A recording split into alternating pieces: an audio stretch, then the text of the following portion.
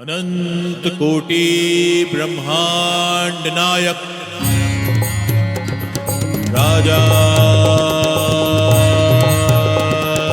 धीराज योगीराज परब्रह्म श्री सच्चिदानंद सद्गुरु श्री साईनाथ महाराज।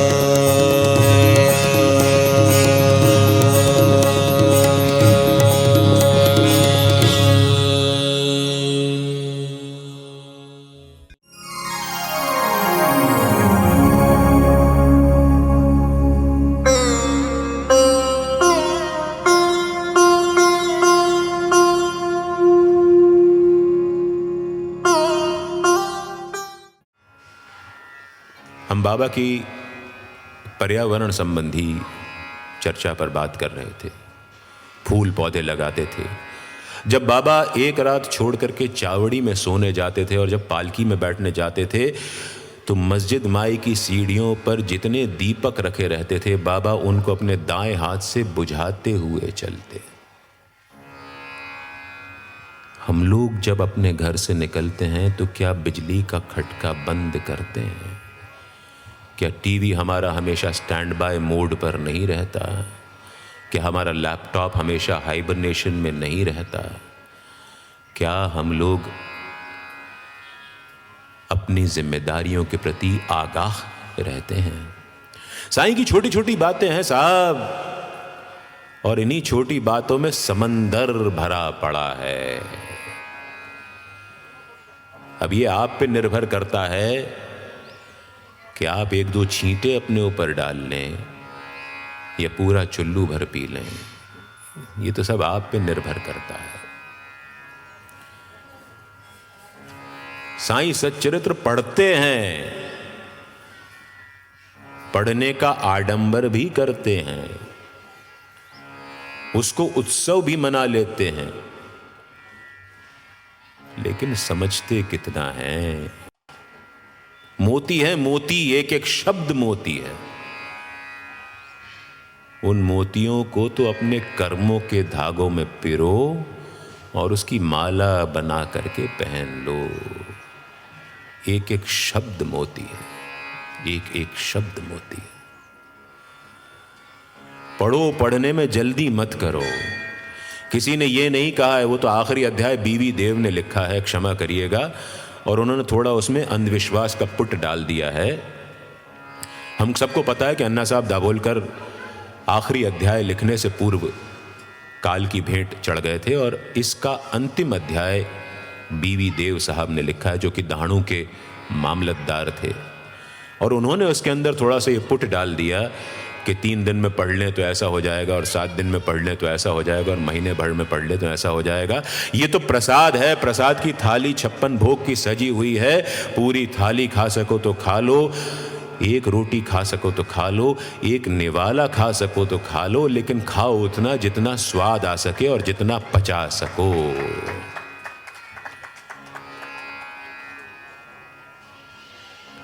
कोई भरोसा नहीं है कि आप कितना ठूस रहे हो अंदर, कितना अंदर जाएगा और कितना काफूर हो जाएगा। आराम से पढ़ो, एक एक शब्द को समझो। कितनी सुंदर व्याख्या करी है बाबा की एक एक लीला की। मैंने सुना है कि रामायण जीने की कला सिखाती है, श्रीमद् भगवत गीता मरने की कला सिखाती है, लेकिन ये एक ऐसा ग्रंथ है जिसके अंदर तमाम ग्रंथों का निचोड़ है, और ये ग्रंथ हमको न सिर्फ मरने की बल्कि जीने की कला भी सिखाता है। ये हम पर है कि हम इस ग्रंथ को कितना अपने अंदर ग्रहण कर सकते हैं। कर लीजिए, न हो तो आपका प्रारब्ध। और अंतिम यज्ञ जो बताया दाभोलकर जी ने, वो बताया पितृयज्ञ। यानी अपने पितरों को तर्पण करने का। हम लोग हमारे बुजुर्गों के, पूर्वजों की याद में श्राद्ध मनाते हैं, तर्पण करते हैं, तिल दान करते हैं, आटे से पिंड बनाते हैं, उसको 3 भागों में विभक्त करते हैं, हाथ में कुशा की अंगूठी पहनते हैं, उसके बाद अपना स्वयं का शुद्धिकरण करते हैं। अरे पितृ यज्ञ वो नहीं है जो किसी के मरने के बाद किया जाए। पितृ यज्ञ वो है जो आप जीते जी अपने माँ बाप को सुख देते हैं, वो सही में पितृ यज्ञ है। अपने माता पिता का ख्याल रखें, उनकी सेवा करें, उनके पीछे धन संपदा खर्च करनी पड़े उनके स्वास्थ्य को लेकर के तो कीजिए, उनकी दवाइयों पर खर्च कीजिए, उनका ध्यान रखिए। कभी कभी उनके साथ बैठ करके 2 पल हंसी ठट्ठा कर लीजिए। कभी कभी अपने दिल की उनको सुनाइए, कभी उनके दिल की भी सुन लीजिए। अगर हर भारतीय और ये कथा सुनने वाला हर व्यक्ति अगर पितृ यज्ञ कर लेगा तो मेरा मानना है कि इस देश से कम वृद्धाश्रम जैसी चीज तो हट जाएगी, और हटनी चाहिए। जिनके बच्चे हैं, हयात हैं, सक्षम हैं, संपन्न हैं, और अगर वो बच्चे अपने माता पिता को वृद्धाश्रम में भेजते हैं तो लानत है इनसे बच्चों पर। ये बहुत बड़ा पाप है, धब्बा है। आप जब छोटे थे, आपके माता पिता के पास साधन ना होने के बावजूद उन्होंने आपको पाल पोस करके बड़ा किया, आपको अनाथाश्रम में नहीं भेज दिया, तो आप उनको कैसे अनाथ कर सकते हो अपने रहते हुए? ये तर्पण वर्पण तो होता रहेगा, कर सको तो कर लो, ना हो तो सच्चे मन से अपने गए हुए पूर्वजों के प्रति हाथ जोड़ करके आदरांजलि दे दोगे, वो भी तर्पण के बराबर है। ये सारे कर्मकांड तो सारे थोते हैं अगर उनमें भाव नहीं है तो। कर्मकांड में अगर भाव नहीं है तो वो थोते हैं, बिना किसी काम के हैं, रद्दी हैं, उनको मत आचरण में लाओ।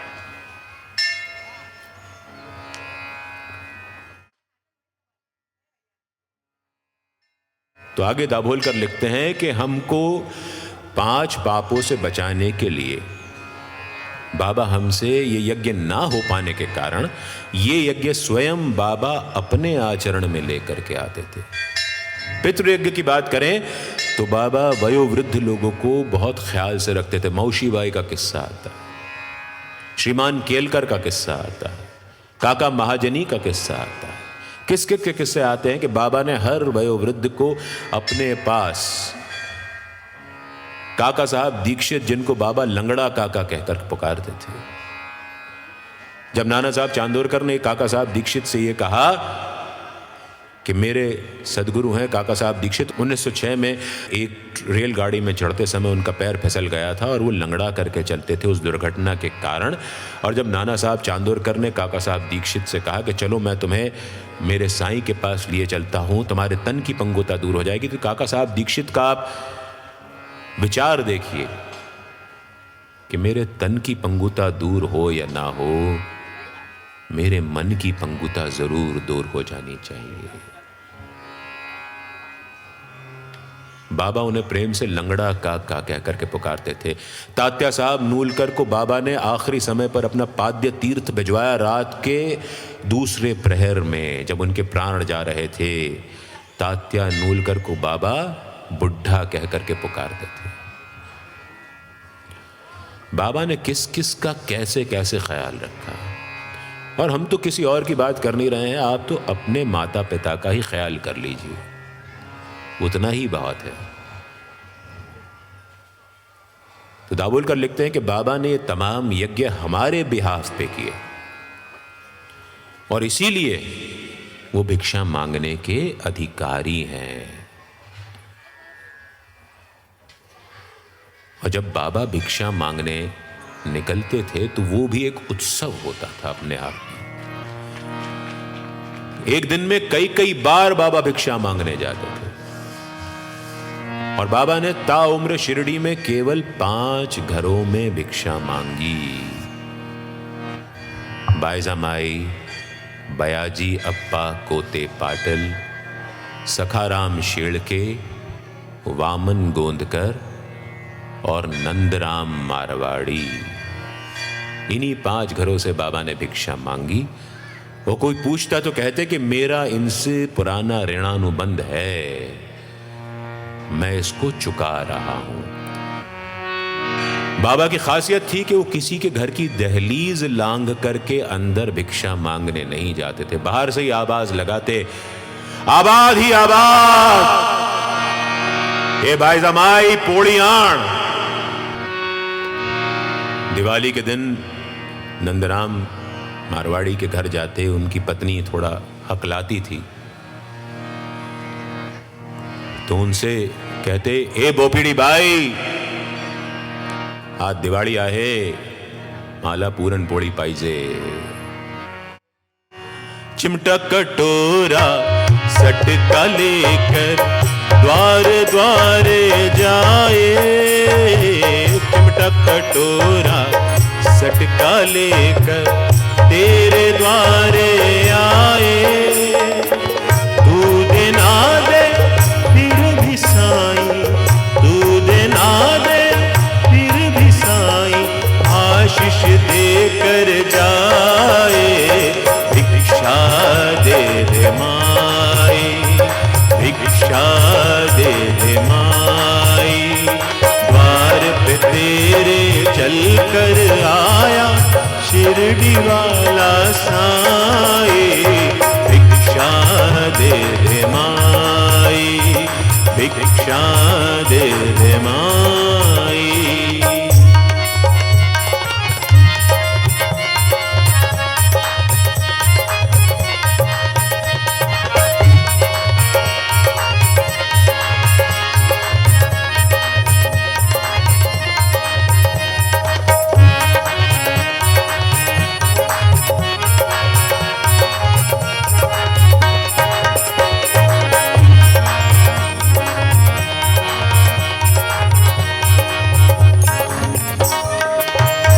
और बाबा बहुत अधिकार पूर्वक भिक्षा मांगते थे। सखाराम शेड़के के घर जाते और कहते, ए सख्या भाजियाण। और अधिकार किसी का तब होता है जब वो हमें अपना समझता है, हमें पाप से मुक्ति दिलाना चाहता है, हमारे अंदर दान का भाव जागृत करना चाहता है। दान धर्म से मोह है घटता, ये बतलाने आए। दान धर्म से मोह है घटता, ये बतलाने आए। एक इशारा हो जाए उसका, एक इशारा हो जाए उसका, भव से उतर जाए। भिक्षा दे दे माई, भिक्षा दे दे माई।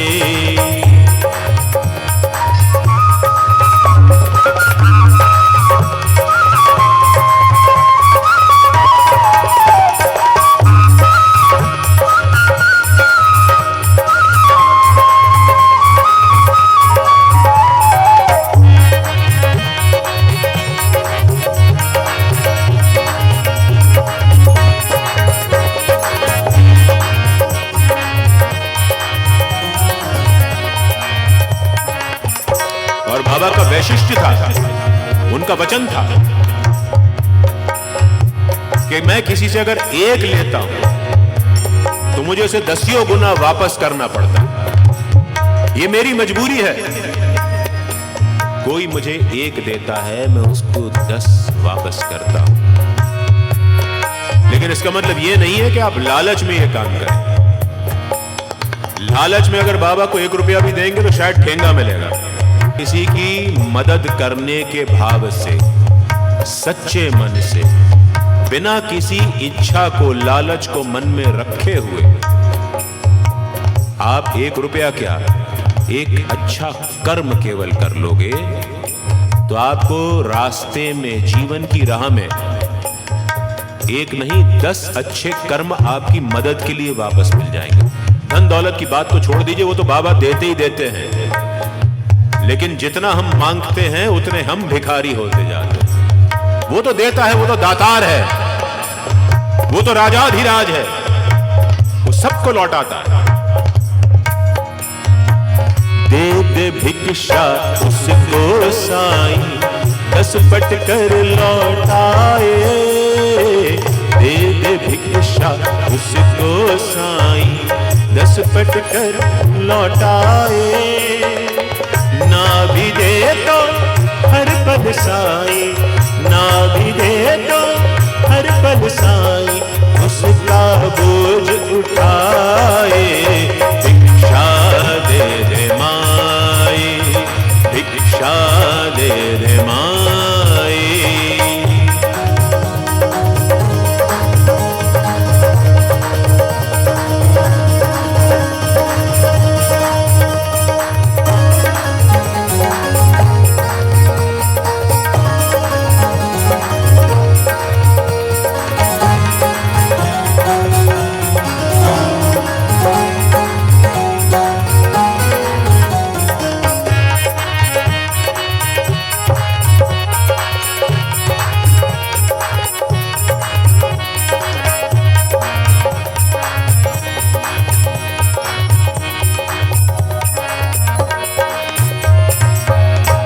बदलना आदत उसकी, घर भक्तों के जाए। बाबा किसी भी रूप में आ सकते हैं आपके घर पे। ये मत समझिएगा कि कोई फटा कपड़ा पहने हुए गरीब व्यक्ति बनकर के आएंगे। ये भी मत समझिए कि वो सिर पे फेटा बांध करके आएंगे। शिरडी में ऐसे बहुत सारे लोग घूमते हैं जो सिर पे फेटा बांध के घूमते हैं, दाढ़ी बढ़ा रखी है जिन्होंने, लंबा चोगा पहन के घूमते हैं। जरूरी नहीं है कि साईं इस रूप में आए, किसी भी रूप में आ सकते हैं। कोई ऐसा व्यक्ति जिसकी 1 करोड़ की गाड़ी आपके घर के बाहर खराब हो गई हो और वो आपसे मदद मांगने आए कि मुझे 1 गिलास पानी पिला दीजिए, वो भी साईं हो सकता है। कोई ऐसा व्यक्ति जो आपसे बहुत ज्यादा धनाढ्य होने के बावजूद भी किसी दवाई की तलाश में है जो कहीं नहीं मिल रही और आपके पास है, वो आपके पास आ सकता है।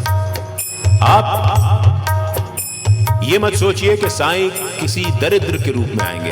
किसी दरिद्र के रूप में आ सकते हैं, लेकिन हम लोग जो हैं, हमारी विवेक को जंग लग चुका है। हम लोग सही गलत में भेद करना भूल गए हैं। मदद किसी की भी करो, कभी भी करो, सच्चे मन से करो, वो लौट के आती है। वो हर की हुई मदद साईं को ही अर्पित होती है। ये मत सोचिए कि आप किसकी मदद कर रहे हैं। मदद कर सकते हैं, दिल से कीजिए। रूप बदलना आदत उसकी, घर भक्तों के जाए। रूप बदलना आदत उसकी, घर भक्तों के जाए। रोटी टुकड़ा भिक्षा मांगे, रोटी टुकड़ा भिक्षा मांगे, असली रूप छिपाए। भिक्षा दे दे माई, भिक्षा दे दे माई। द्वार पे तेरे चल कर आया शिरडी वाला साईं। भिक्षा दे दे माई, भिक्षा दे दे माई, भिक्षा दे दे माई, भिक्षा दे दे माई, भिक्षा दे दे माई, भिक्षा दे दे माई, भिक्षा दे दे माई, भिक्षा दे दे माई, भिक्षा दे दे माई।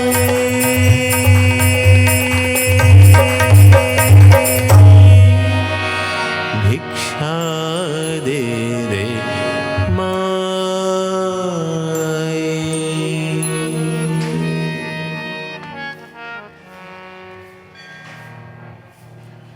और साईं तो भिक्षा मांगते थे, लेकिन हम उनको एक ऐसे फकीर के रूप में जानते हैं जिन्होंने शिरडी की गलियों में भिक्षा मांगी, द्वारका माई में अपने आसन पर बैठ करके जिन्होंने हमें शिक्षा दी। लेंडी बाग सैर के लिए जाते और आते समय उन्होंने हमें अपने पाप कर्म का बोध कराते हुए हमको दीक्षा दी।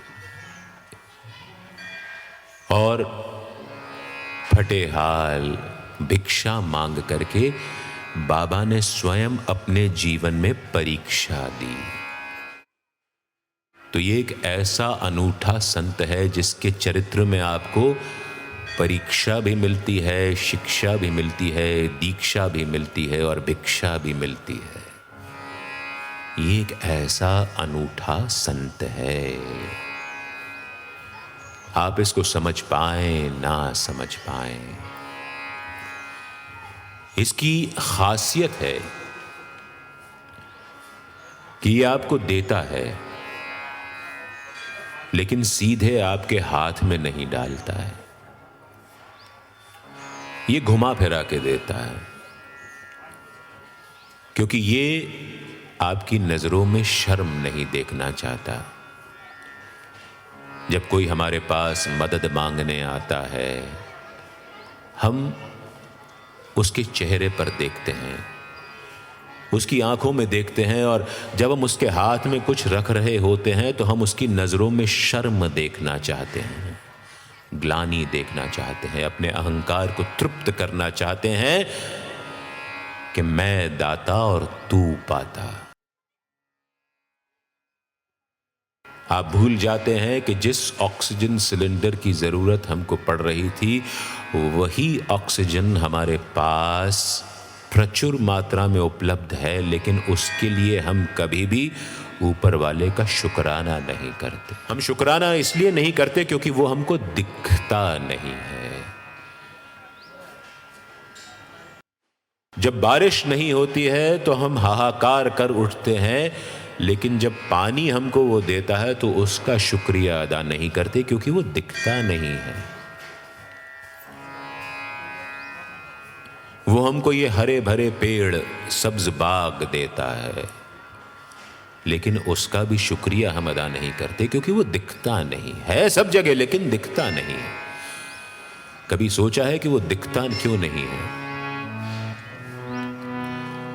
वो इसलिए नहीं दिखता है कि वो आपकी नजरों में शर्म नहीं देखना चाहता।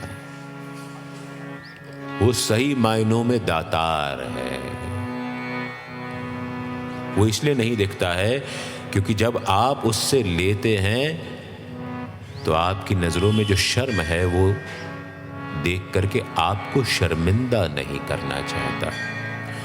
इसलिए जब भी आप किसी की मदद करने योग्य अपने आप को समझें तो छुपा करके मदद करें, जैसे साईं करते थे। जैसे साईं आज भी हमारी मदद करते हैं। वो कहीं से सीधे आकर के आपको नहीं करते, वो किसी व्यक्ति के थ्रू आपकी मदद कराते हैं। परिस्थितियां ऐसी निर्मित कर देते हैं कि कोई ना कोई परिस्थिति में आपका फायदा हो, वो कोई जरिया बना देते हैं। और आप समझते हैं कि किसी व्यक्ति, किसी एमपी, किसी एमएलए, किसी मिनिस्टर ने, किसी पुलिस वाले ने आपकी मदद की है, लेकिन उस वक्त साईं होता है। कुछ देर के लिए उस व्यक्ति के अंदर आपका साईं, उसका समावेश हो जाता है। और ऐसा कोई भी व्यक्ति जो बदले में कुछ इच्छा रखे बिना आपकी मदद करता है, वही साईं है। बाकी तो सारे असाईं हैं। जो रिश्वत के बदले कोई चीज आपसे उसकी एवज में लेकर के आपकी मदद करता है, वो साईं नहीं है, वो असाईं है। वो केवल आपको असहाय देख करके आपका शोषण करता है। साईं तो पोषण करने वाला है, शोषण करने वाला नहीं है। साईं तुम मुझसे कुछ छिपा रहे हो, बाबा तुम मुझसे कुछ छिपा रहे हो। स्वयं मांगते हो भिक्षा, स्वयं मांगते हो भिक्षा और मुझे दिए जा रहे हो, बाबा तुम मुझसे कुछ छिपा रहे हो। साईं तुम मुझसे कुछ छिपा रहे हो, स्वयं मांगते हो भिक्षा, स्वयं मांगते हो भिक्षा और मुझे दिए जा रहे हो, बाबा तुम मुझसे कुछ छिपा रहे हो। साईं तुम मुझसे कुछ छिपा रहे हो।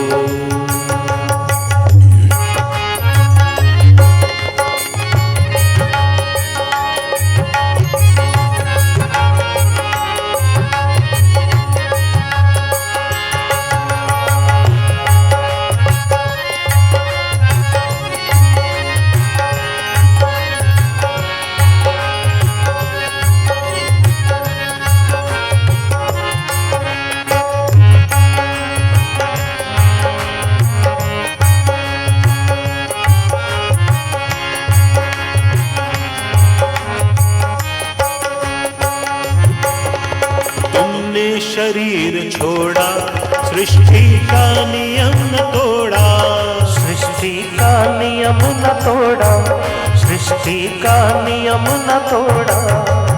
तुमने शरीर छोड़ा, सृष्टि का नियम न तोड़ा, लेकिन साईं तुम अभी, लेकिन साईं तुम अभी सब रिश्ते निभा रहे हो, बाबा तुम मुझसे कुछ छिपा रहे हो।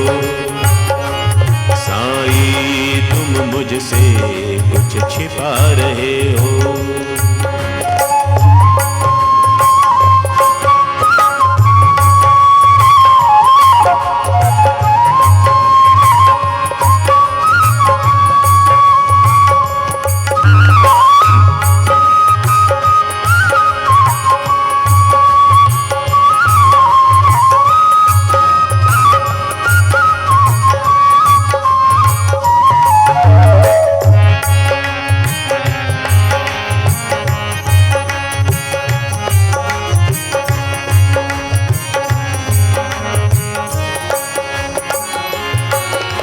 पाया उसी ने तुझको जिसने खुद को खो दिया, जिसने खुद को खो दिया, जिसने खुद को खो दिया। पाया उसी ने तुझको जिसने खुद को खो दिया। तुम तो साईं बिन मांगे, तुम तो साईं बिन मांगे सब कुछ दिए जा रहे हो, बाबा तुम मुझसे कुछ छिपा रहे हो। साईं तुम मुझसे कुछ छुपा रहे हो।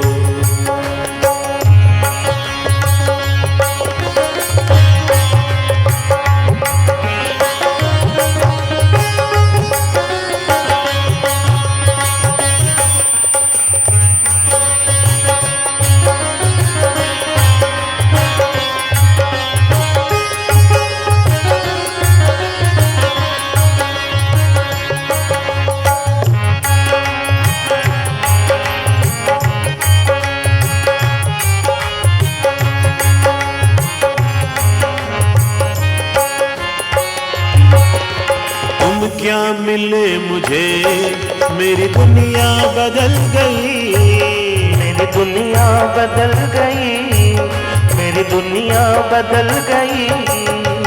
तुम क्या मिले मुझे, मेरी दुनिया बदल गई। दिल से साईं तुम अभी, दिल से साईं तुम अभी सब रिश्ते निभा रहे हो, बाबा तुम मुझसे कुछ छिपा रहे हो, साईं तुम मुझसे कुछ छिपा रहे हो।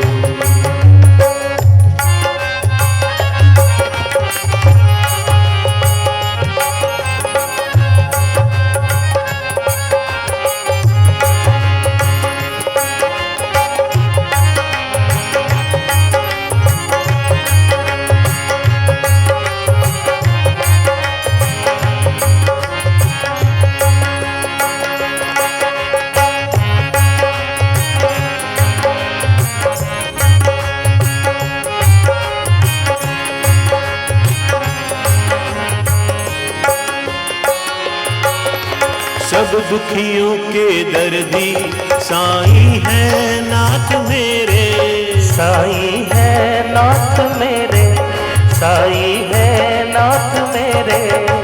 सब दुखियों के दर्दी साईं है नाथ मेरे।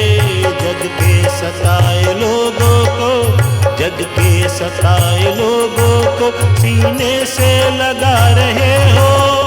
बाबा तुम मुझसे कुछ छिपा रहे हो, साईं तुम मुझसे कुछ छिपा रहे हो। स्वयं मांगते हो भिक्षा, स्वयं मांगते हो भिक्षा और मुझे दिए जा रहे हो। बाबा तुम मुझसे कुछ छिपा रहे हो, साईं तुम मुझसे कुछ छिपा रहे हो। बाबा तुम मुझसे कुछ छिपा रहे हो, साईं तुम मुझसे कुछ छिपा रहे हो। बाबा तुम मुझसे कुछ छिपा रहे हो।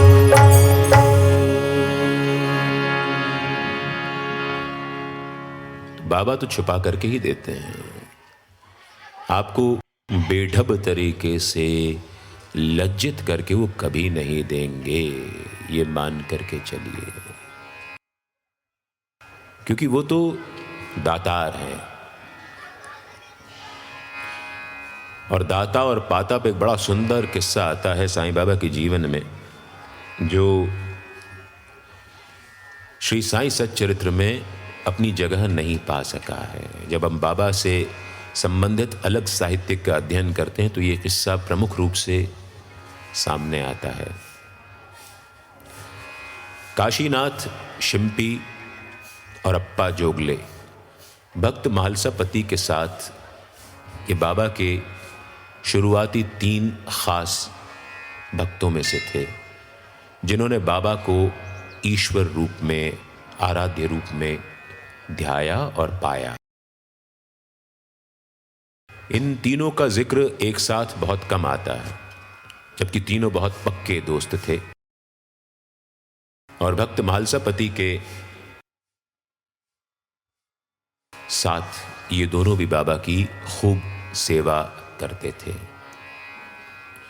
काशीनाथ शिंपी पेशे से दर्जी था, कपड़े का व्यवसायी था, और वो हर हफ्ते शिरडी से कुछ दूर हाट में सामान खरीदने और बेचने जाता था अपने घोड़े पर।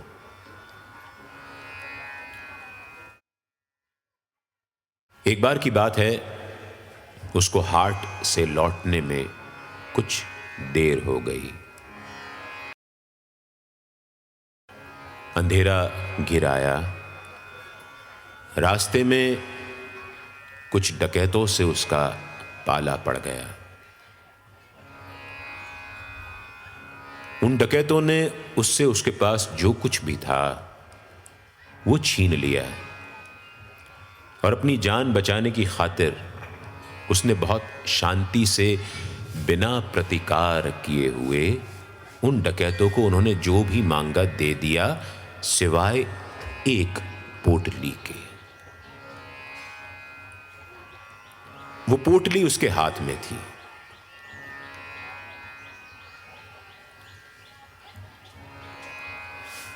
अब उस पोटली के लिए उस डकैतों में और इस हमारे मित्र में छीना झपटी होने लगी। छीना झपटी हुई, इसने पोटली नहीं छोड़ी। आखिर में डकैतों को इसके सिर पर एक तलवार से वार करना पड़ा। इसके सिर से खून की धार बह निकली, लेकिन उसने पोटली नहीं छोड़ी, बल्कि न जाने उसमें कहां से कितनी शक्ति आ गई कि उसने उनमें से एक डकैत की तलवार खींच करके 2-3 डकैतों का सफाया कर दिया। और बहुत ज्यादा खून बह जाने के कारण निढाल होकर के गिर पड़ा, बेहोश हो गया, लेकिन वो पोटली अब भी उसके हाथ में थी। सवेरा हुआ, शिरडी के गांव वालों का उस तरफ जाना हुआ। देखा कि ये खून में लथपथ कोई व्यक्ति पड़ा है। देखा तो उसकी सांस चल रही थी। शिरडी के गांव वाले उसको अस्पताल या किसी वैद्य के पास ले जाना चाह रहे थे। जैसे ही उसने काशीनाथ शिंपी ने उनकी ये बात सुनी, उसने उनसे कहा कि नहीं नहीं, मुझे कहीं नहीं जाना, मुझे तो अपने साईनाथ के पास मस्जिद में ले चलो। इतना उसका विश्वास था बाबा पर। उसके इसरार पर शिरडी के गांव वाले काशीनाथ को बाबा के पास मस्जिद ले गए। तब वहां बैठे कुछ भक्तों ने यह कहा कि कल रात को बाबा मस्जिद में चिल्ला रहे थे कि मत मारो मत मारो, मुझे मत मारो, मुझे छोड़ दो। शायद ये वही समय था जब ये लुटेरे, ये डकैत काशीनाथ शिंपी पर हमला कर रहे थे। बाबा सैर से लौट करके आए। वो जमाना मोबाइल का नहीं था, नहीं तो लोग बाबा को मोबाइल पर फोन करके कह देते कि तुरंत वापस आइए। बाबा आए, उसके सिर पर हाथ रखा, उसको ऊदी लगाई और धीरे धीरे काशीनाथ शिंपी की हालात में सुधार हो गया। उसने ये जो शौर्य का कारनामा किया था, उसके चलते उसको तत्कालीन ब्रिटिश सरकार की ओर से सोल्ड ऑफ ऑनर यानी एक सम्मान की तलवार भेंट की गई, जिसका जिक्र अहमदनगर तालुका के ऑफिशियल गैजेट में भी है। उस पोटली में क्या था पता है? उस पोटली में वो चीनी का, शक्कर का बुरादा रखता था, जिसकी सलाह उसे बाबा ने दी थी कि वो जहां जहां भी जाए उन चींटियों के लिए बुरादा डालता हुआ जाए। उसने सब कुछ दे दिया, लेकिन बाबा के कहे अनुसार वो पोटली नहीं दी। जो दूसरों के लिए जलते हैं, साईं उनको रोशनी बना देते हैं। कितना सम्मान उसको मिला। इस घटना के बाद अब असली कहानी शुरू होती। इस घटना के बाद काशीनाथ शिंपी का बाबा के प्रति अनुराग बढ़ गया। एक बार जब वो ऐसे ही हाट में जा रहा था तो उसने मस्जिद माई में बाबा के समक्ष कुछ दक्षिणा रख दी, और जिस दिन उसने ये दक्षिणा रखी उसको व्यापार में अभूतपूर्व प्रॉफिट हुआ। अब उसके मन में लालच घर कर गया। वो रोज जाता मस्जिद में, बाबा को दक्षिणा रख करके जाता। बाबा मना भी करते, लेकिन वो दक्षिणा रख करके जाता। कुछ दिन तो ये क्रम चलता रहा, जब तक उसका भाव सजीव था। जहां उसके भाव में लालच आ गया, वहां पर उसको मुनाफा कम होने लगा। बाबा के पास दक्षिणा तो बढ़ा करके रखता, और बाबा ने भी अब नया क्रम शुरू कर दिया उसकी परीक्षा लेने के लिए। जिस दिन वो कम रखता, उस दिन बाबा उससे ज्यादा रखवाते। रख, तू देना चाहता है ना, रख। क्योंकि इस क्रम में उसके मन में यह भाव पैदा हो गया था कि वो दाता और बाबा पाता।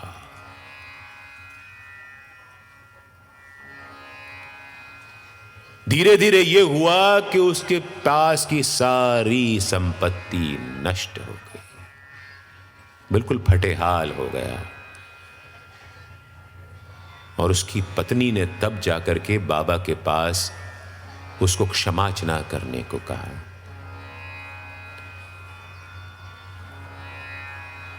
अर्धनारीश्वर का स्वरूप हम लोग इसलिए मानते हैं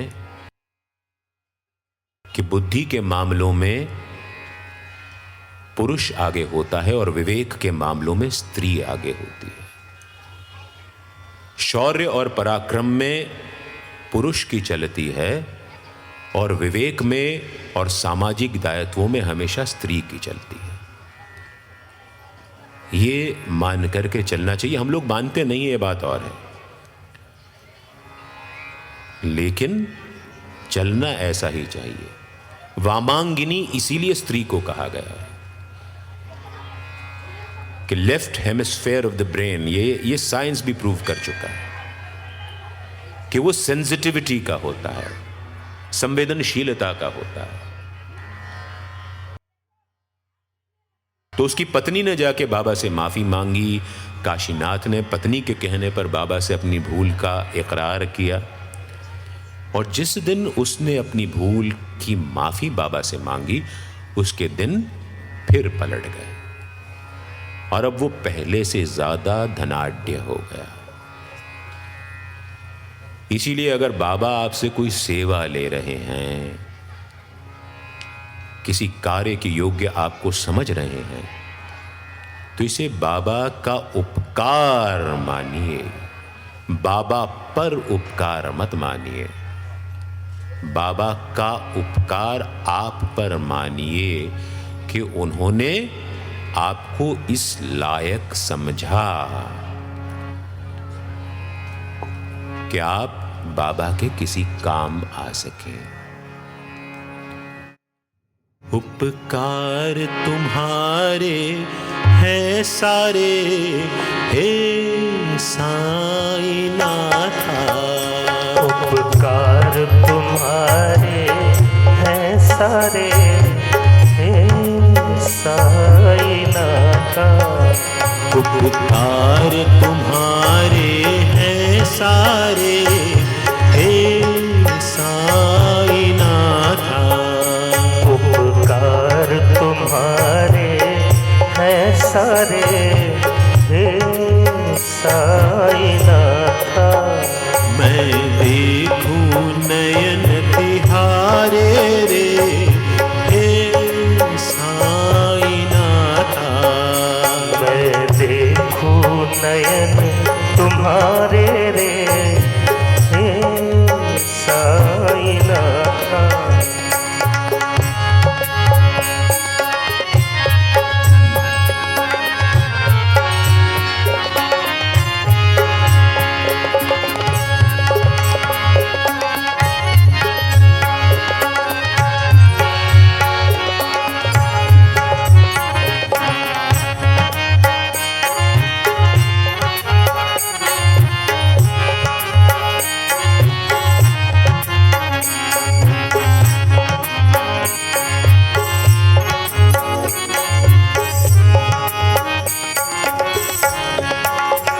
जो मांगा तुझसे पाया, दुख पास मेरे नहीं आया। जो मांगा तुझसे पाया, दुख पास मेरे नहीं आया। जो मांगा तुझसे पाया, दुख पास मेरे नहीं आया। जो मांगा तुझसे पाया, दुख पास मेरे नहीं आया। मेरे सिर पर तेरा साया रे, हे साईं नाथा।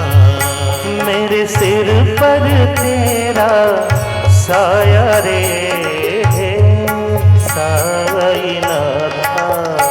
उपकार तुम्हारे हैं सारे, हे साईं नाथा। उपकार तुम्हारे साईनाथा।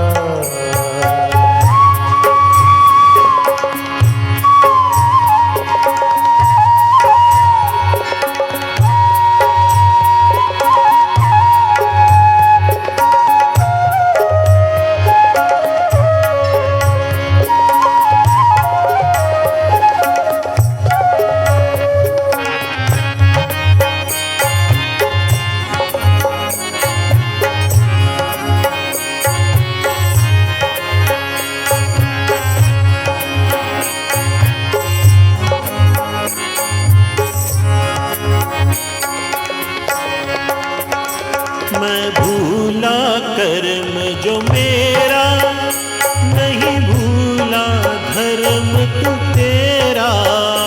मैं भूला कर्म जो मेरा, नहीं भूला धर्म तू तेरा।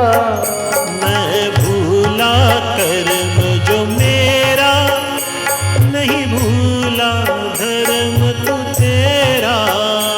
मैं भूला कर्म जो मेरा, नहीं भूला धर्म तू तेरा। अंधियारे में तू सवेरा रे, हे साईनाथा। अंधियारे में तू सवेरा रे, हे साईनाथा। उपकार तुम्हारे हैं सारे, हे साईनाथा।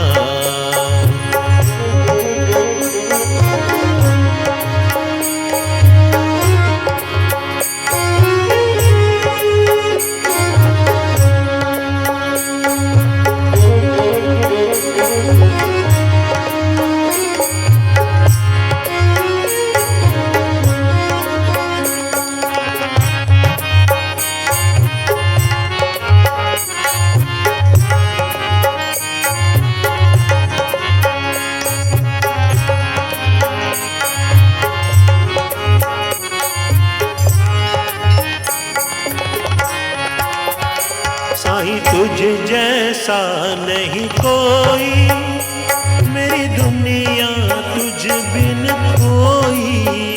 साईं तुझ जैसा नहीं कोई, मेरी दुनिया तुझ बिन खोई। साईं तुझ जैसा नहीं कोई, मेरी दुनिया तुझ बिन खोई। साईं तुझ जैसा नहीं कोई, मेरी दुनिया तुझ बिन खोई। मेरी आँख तेरे लिए ही रोई, हे साईनाथा। मेरी आँख तेरे लिए ही रोई, हे साईनाथा। उपकार तुम्हारे हैं सारे, हे साईनाथा। उपकार तुम्हारे हैं सारे, हे साईनाथा। मैं देखूं नयन तिहारे रे, हे साईनाथा। मैं देखूं नयन तिहारे रे, हे साईनाथा। हे साईनाथा। हे साईनाथा। हे साईनाथा। साईधाम के आयोजकों में से कोई यहाँ पर है? मुझे बता पाएंगे कोई और व्यक्ति अपनी हाजिरी तो नहीं देना चाहते यहाँ पर? क्योंकि 2014 का वाक्य मुझे याद है। मेरा यहाँ पे हाजिरी देने का पहला मौका था। तब श्री साईं अमृत कथा को कोई जानता नहीं था, पहली दफ़े का वाक्य है। मुझे सवेरे 10 बजे का समय दिया गया था और मैं यहाँ पर 9:30 पर पहुँच गया था। और कुछ हाजिरी देने वाले अपने समय को ओवरशूट कर गए थे। वो इतना ओवरशूट कर गए कि बाद में आरती का समय हो गया और बाद में शिवमणि जी का कार्यक्रम था और शिवमणि जी ने कार्यक्रम को उस बुलंदी पर, उस ऊंचाई पर ले जाकर के छोड़ा था कि उसके बाद कोई इन भाई जी को ये श्री साईं अमृत कथा को सुनने में इच्छुक नहीं था। जाहिर बात है, उधर भोजन शुरू हो गया था, यहाँ कार्यक्रम का पूरा मज़ा हो गया था और यहाँ शिवमणि जी का सामान उतर रहा था और यहाँ से हमारे संगीतज्ञ यहाँ बैठना शुरू कर रहे थे। सब लोग उठ करके जा रहे थे, लेकिन बाबा को कैसे बिठाना होता है, वो बाबा का उस दिन का चमत्कार मुझे जब भी यहाँ आता हूँ हमेशा याद आता है। कड़कती हुई धूप, गर्मी, 16 जून 2014। लोग उठ करके जा रहे हैं। हमने यहाँ पर ओमकार बाबा ने शुरू करवाया। ओमकार के समय, मंगलाचरण के समय मेरी आंखें बंद होती हैं और बंद आंखों में बादलों की गड़गड़ाहट सुनाई दी और कड़कती हुई धूप में न जाने कहां से बादल आए और इतनी तेज से पानी बरसना शुरू हुआ कि जितने लोग उठ करके जा रहे थे वो सब आकर के अंदर वापस बैठ गए और वो बारिश तब तक गिरती रही जब तक कि शाम के 4 बजे इस कथा ने स्वप्रेरणा से विराम नहीं लिया।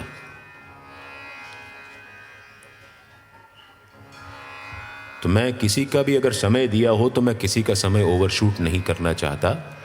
यहाँ पे कोई और हाजरीन अपनी हाजिरी देना चाहते हो तो उनका स्वागत है, अन्यथा बाबा की बातें तो अनंत हैं, चलती रहेंगी। न जाने कितनी बातें होंगी और कितना हम लोग बाबा के बारे में बात करेंगे, जीवन भर बात करेंगे तो भी कम होगा। बड़ा अद्भुत संत है साहब, ये बड़ा अद्भुत संत है। हमको अपनी भूलों का एहसास ऐसे कराता है कि हम अपनी नजरों में भी लज्जित हुए बिना सुधर जाते हैं। वो हमारी भूलों का एहसास ऐसे हमको कराता है कि हम समझते ही हैं कि हमने गलती करी, और जब इंसान वाकई में दिल से मान लेता है कि वो गलती कर रहा है तो वो लज्जित कम होता है और प्रायश्चित करने को ज़्यादा उतारू हो जाता है। अपनी गलती सुधारने की तरफ हम एक कदम बढ़ा लेते हैं। और जब हम गलती करते हैं तो ये ध्यान में नहीं रखते कि जब हम अच्छा काम करते हैं उसको तो पेपरों में छपवाते हैं, सोशल मीडिया पर उसकी पब्लिसिटी करते हैं। कैंसर हॉस्पिटल में वर्ल्ड रोज़ डे होता है तो एक गुलाब का फूल ले जाएंगे और 10 मरीजों को वही एक गुलाब का फूल देकर के 10 अलग अलग मरीजों के साथ फोटो छपवा देंगे अपने और सोशल मीडिया पर डाल देंगे। टीबी हॉस्पिटल में जाएंगे, फल का टोकरा लेकर के एक ही फल के टोकरे को हर बेड पर घुमाएंगे और पीछे अपने किसी क्लब का, एनजीओ का बैनर चिपका देंगे ताकि फंड मिल सके, सरकारी फंडिंग मिल सके। तो ऐसा मत करिए। कोई आपसे कनपट्टी पर बंदूक रख करके सेवा करने को नहीं कह रहा है। सेवा करनी है तो स्व प्रेरणा से करें, स्व विवेक से करें और ऐसे करें कि आपको ये समझ में ना आए कि आपने क्या किया है। आपके दाएं हाथ को पता नहीं चलना चाहिए कि आपके बाएं हाथ ने क्या कर दिया है। ऐसे दान करिए, क्योंकि उसके बिना तो कभी जीवन का कोई महत्व है ही नहीं। आप आए हैं, मनुष्य रूप में आए हैं, तो आपको इस जीवन को इस प्रकार से जीना है कि आप किसी के काम आ सकें। क्योंकि आपको इंसान कहलाने का अधिकार तभी है जब आप किसी के काम आ सकें। अगर आप किसी के काम नहीं आते हैं तो आप इंसान है ही नहीं। ये आप मान करके चलिए। आप शिरडी भी जाते हैं, मैं आपको बहुत अच्छा एक किस्सा सुनाऊंगा, आपको समझ में आएगा कि गुप्त दान किसे कहा जाता है। हम सबको पता है शिरडी में सबसे पहला वाड़ा था साठेवाड़ा।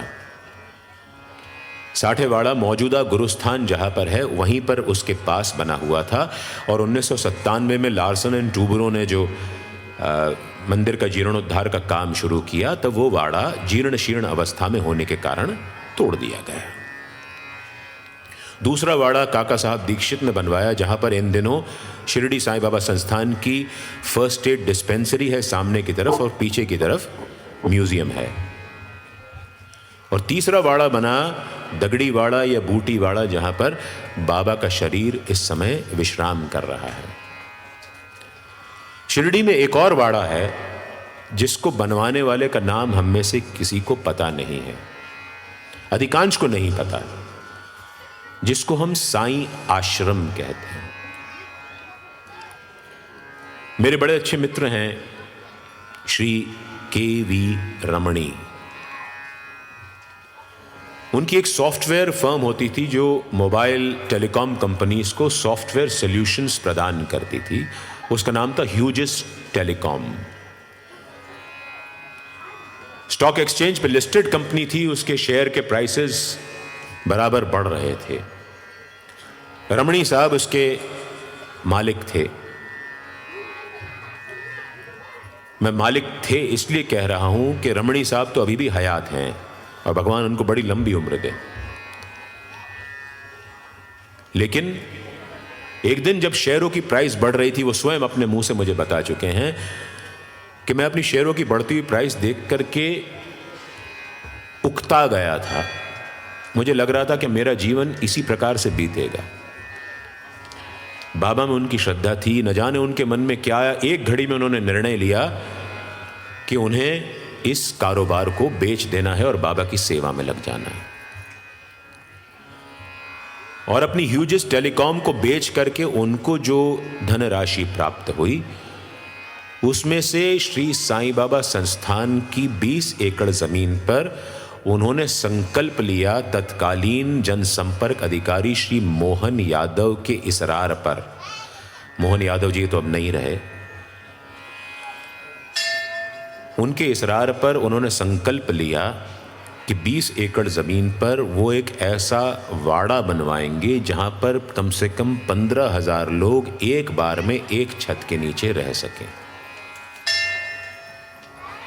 इस कार्य में उनका कुल 111 करोड़ रुपए खर्च हुआ। इस काम में उनको न जाने कितनी तकलीफें आई, न जाने कितने कोर्ट केसेस हुए, कितनी बार काम रुका।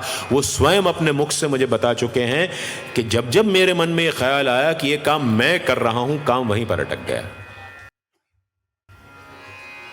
फिर अचानक उन्होंने ये बाबा से प्रण किया कि वो अपने मन में कर्तापन का भाव कभी नहीं लाएंगे। और फिर वो बताते हैं कि हर काम ऐसे आराम से होता गया जैसे मक्खन से छुरी निकल जाती है। उन्होंने श्री साईं बाबा संस्थान को कई वर्षों तक इस बात पर रोक के रखा कि कोई भी उनके नाम की पट्टी भी वहां लगाए। वो अपने ऐसे किसी भी काम का कोई भी घोषणा उद्घोषणा नहीं चाहते थे। जिस साईं मंदिर से हमारा जुड़ाव है भोपाल में, उसकी 25वीं वर्षगांठ थी, तो हम लोगों ने तय किया कि श्री रमणी को हम बुलाएंगे, लेकिन उनकी 2 शर्तें थी कि मैं आऊंगा, लेकिन अपने आने जाने का खर्चा मैं स्वयं उठाऊंगा, और दूसरा अपने रहने का खर्चा मैं स्वयं उठाऊंगा। वो शर्तें उनकी हमने मानी नहीं मानी वो एक अलग बात है, लेकिन वो भोपाल आए। उम्र काफी है उनकी। उन्होंने क्लियर मना कर दिया कि मुझे मान पान सम्मान नहीं चाहिए। जहां पे सारे भक्त बैठ करके दरिद्र नारायण का भंडारा खाते हैं, मैं वहीं उसी दरी पर बैठ करके खाऊंगा। और बिना चप्पल पहने वो कोई 5 किलोमीटर शोभा यात्रा निकली, उसमें हमारे साथ चलते रहे। कालांतर में साईं बाबा संस्थान ने उनका सम्मान किया, उनके नाम की एक पट्टिका वहां लगाई, लेकिन वो आज भी किसी दंभ में नहीं जीते हैं। जब तक साईं आश्रम का निर्माण कार्य चलता रहा, वो वहीं पर लगातार खड़े रहे। एक जर्मन फर्म को उन्होंने कॉन्ट्रैक्ट दिया कि क्वालिटी कंट्रोल, गुणवत्ता का ध्यान जर्मन फर्म रखे, और उसी से वहां पर उस वाड़े का निर्माण हुआ। तो आप अगर किसी के काम आते हैं तो आप इंसान हैं, वरना आप में और एक निरीह पौधे में कोई फर्क नहीं है। किसी के काम जो आए, किसी के काम जो आए, उसे इंसान कहते हैं, पराया दर्द अपनाए, पराया दर्द अपनाए, उसे इंसान कहते हैं, उसे इंसान कहते हैं। किसी के काम जो आए, उसे इंसान कहते हैं।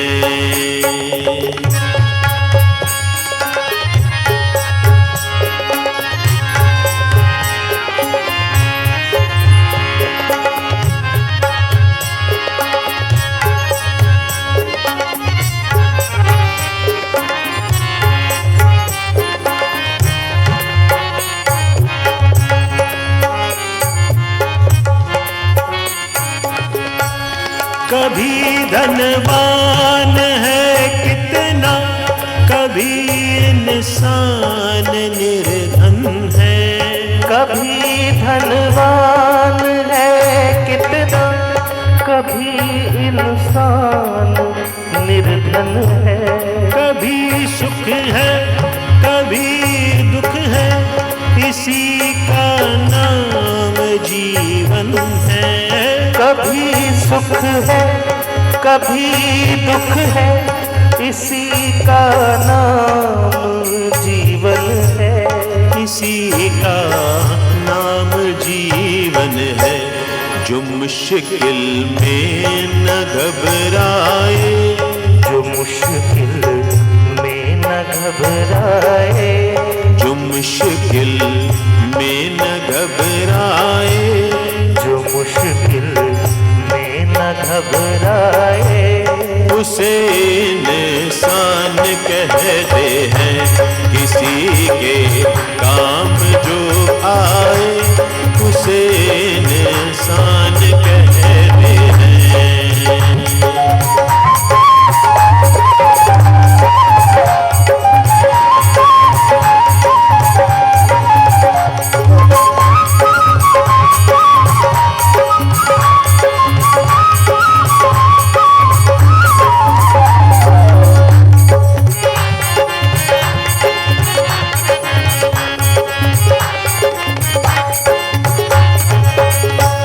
ये दुनिया एक उलझन है, कहीं धोखा कहीं ठोकर। ये दुनिया एक उलझन है, कहीं धोखा कहीं ठोकर। कोई हंस हंस के जीता है, कोई जीता है रो रो कर। कोई हंस हंस के जीता है, कोई जीता है रो रो कर। कोई जीता है रो रो कर। जो गिर कर फिर संभल जाए, जो गिर कर फिर संभल जाए, जो गिर कर फिर संभल जाए, जो गिर कर फिर संभल जाए, उसे इंसान कहते हैं।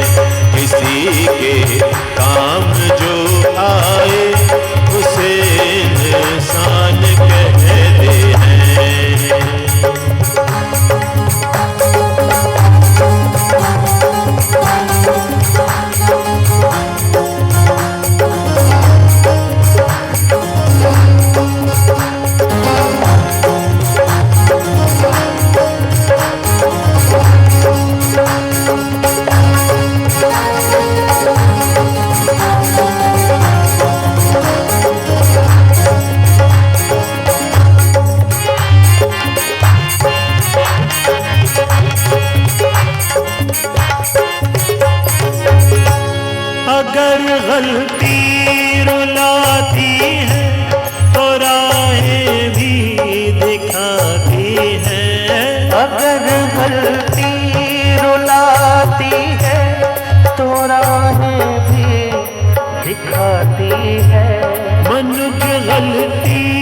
का पुतला है, ये अक्सर हो ही जाती है।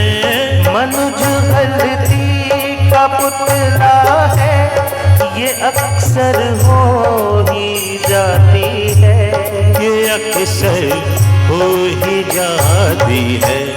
जो कर ले ठीक गलती को, जो कर ले ठीक गलती को, जो कर ले ठीक गलती को, जो कर ले ठीक गलती को, उसे इंसान कहते हैं। जो कर ले ठीक गलती को, उसे इंसान कहते हैं।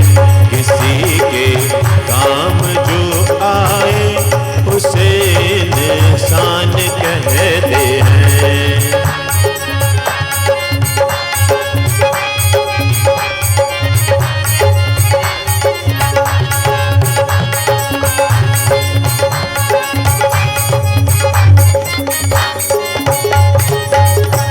किसी के काम जो आए, उसे इंसान कहते हैं। किसी के काम जो आए, उसे इंसान कहते हैं। पराया दर्द अपनाए, उसे इंसान कहते हैं। पराया दर्द अपनाए, उसे इंसान कहते हैं। उसे इंसान कहते हैं। उसे इंसान कहते हैं। आज की इस कथा को विश्राम की ओर ले जाते हैं, विराम की ओर ले जाते हैं, क्योंकि कुछ ही देर में पालकी का समय प्रारंभ होने जा रहा है और जाहिर है कि हम लोग सब पालकी में बाबा के साथ नाचना चाहेंगे। श्री साईं धाम कोपरगांव चौहान बाबा का पुण्य पवित्र स्थान, जो आज 3 साल बाद फिर इस वर्धापन दिवस पर गुले गुलजार हो चुका है। वहाँ पर आकर सभी साईं भक्तों की, चौहान बाबा के मुरीदों की मुरादें पूरी हों, ये कथा यही प्रार्थना करती है। और ये दुआ करती है कि जैसी विपदा, जैसी महामारी हमने पिछले 2 सालों में देखा, जो परेशानियों से हम वाबस्ता हुए, वो दोबारा कभी हम सबको अपने जीवन में देखने को ना मिले। हम और हमारे सभी इष्ट मित्र परिजन सुरक्षित रहें और बाबा के गुणगान करते रहें। आइए हम सब मिलकर बाबा से ये प्रार्थना करें कि वो हमारे मुक़द्दर को इसी तरह सजाते रहें, स्वीकारते रहें। जब भी आपके सामने जीवन में कोई परेशानी आए, हौसला टूटे, दोहराते रहिए, बाबा भली कर रहे, बाबा भली कर रहे। हम अपने मुक़द्दर को साईं तेरे दर पे बनाने आए हैं। हम अपने मुक़द्दर को साईं तेरे दर पे बनाने आए हैं। अपनी किस्मत के पन्नों पर, अपनी किस्मत के पन्नों पर तेरा नाम लिखाने आए हैं। हम अपने मुक़द्दर को साईं तेरे दर पे बनाने आए हैं। हम अपने मुक़द्दर को साईं तेरे दर पे बनाने आए हैं।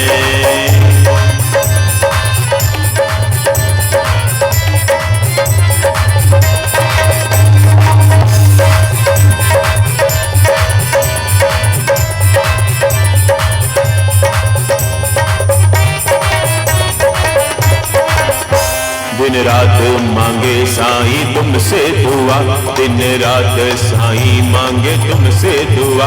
चरणों में सदा हमें अपने रखो, दिन दिन रात साईं मांगे तुमसे दुआ, चरणों में सदा हमें अपने रखो। तेरी चौखट पे हम तो साईं, तेरी चौखट पे हम तो साईं इस सर को झुकाने आए हैं। हम अपने मुक़द्दर को साईं तेरे दर पे बनाने आए हैं। हम अपने मुक़द्दर को साईं तेरे दर पे बनाने आए हैं।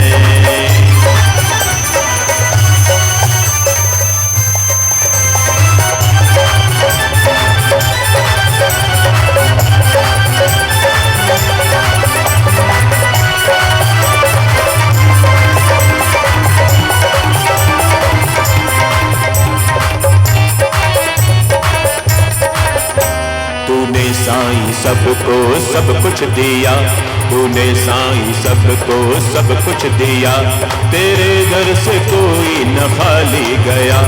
तूने साईं सबको सब कुछ दिया, तेरे दर से कोई न खाली गया। तेरे मंदिर में हम तो साईं, तेरे मंदिर में हम तो साईं डोली फैलाने आए हैं। हम अपने मुक़द्दर को साईं तेरे दर पे बनाने आए हैं। हम अपने मुक़द्दर को साईं तेरे दर पे बनाने आए हैं। तेरे दर पे बनाने आए हैं, तेरे दर पे बनाने आए हैं, तेरे दर पे बनाने आए हैं। साईनाथ महाराज की जय।